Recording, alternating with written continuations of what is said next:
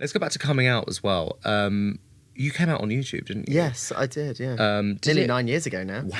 Yeah. Did it feel like a big relief? How did it feel when you pressed send on that YouTube video? Yeah, I mean, I used to go, like, I met my now husband, Lance, back in March 2013.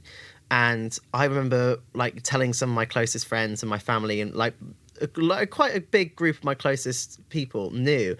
But I still found myself going out for dinner with Lance with my best friend Sophie as like the third wheel, as someone like it was, so it didn't appear to other people like a date. So did you feel like you were hiding? Yeah, I just felt like I was, especially with my management at the time, were kind of telling me, don't come out and don't, be careful where you're seen with Lance because he's an LGBT activist and people might think you're gay. But little did they know that I was, and he was my boyfriend. And then it was this thing of, then my dad had passed away a couple of years before, and then I was worrying about losing sponsorship and losing deals. So then how am I going to support my family? And it became this thing of not just experimenting with who I was as a person, but it had like major life consequences as well. And just 9 years ago, that's not that long ago, but No. I feel like the story would be slightly different now.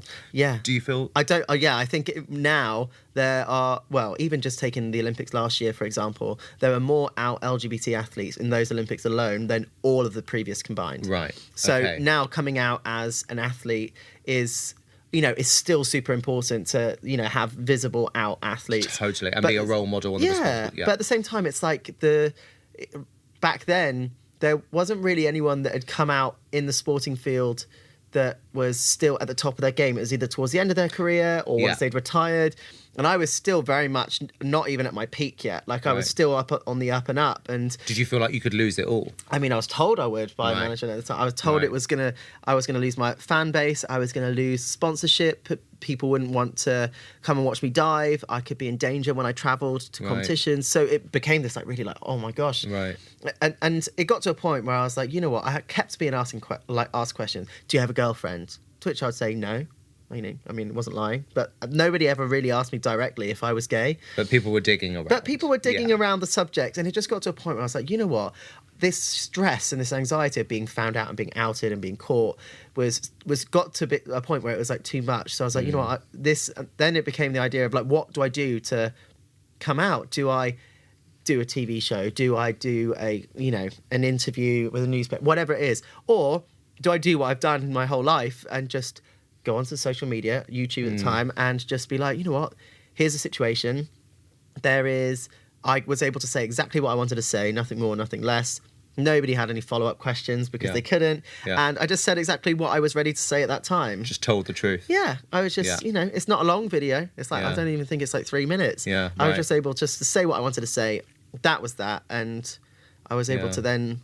I think that feeling of being caught as well was the thing that so many of us have experienced before we come out as well. Obviously, you felt like that with a much bigger platform. Like I remember feeling like I was going to be caught by my parents or whatever, or found out. Yeah.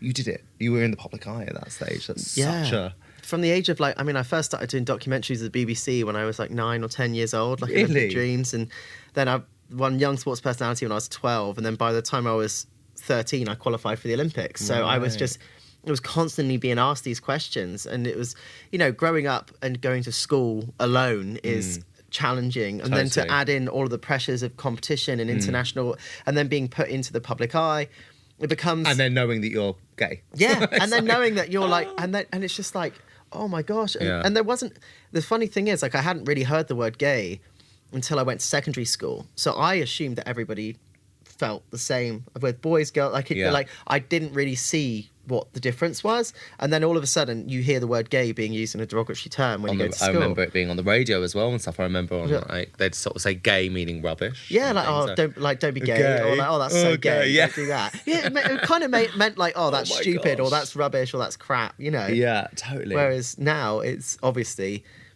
I mean, I don't think people were meaning it in like a homophobic way. No, it was. But it was the use of the word had negative connotations. Yeah, it does have negative connotations. Yeah.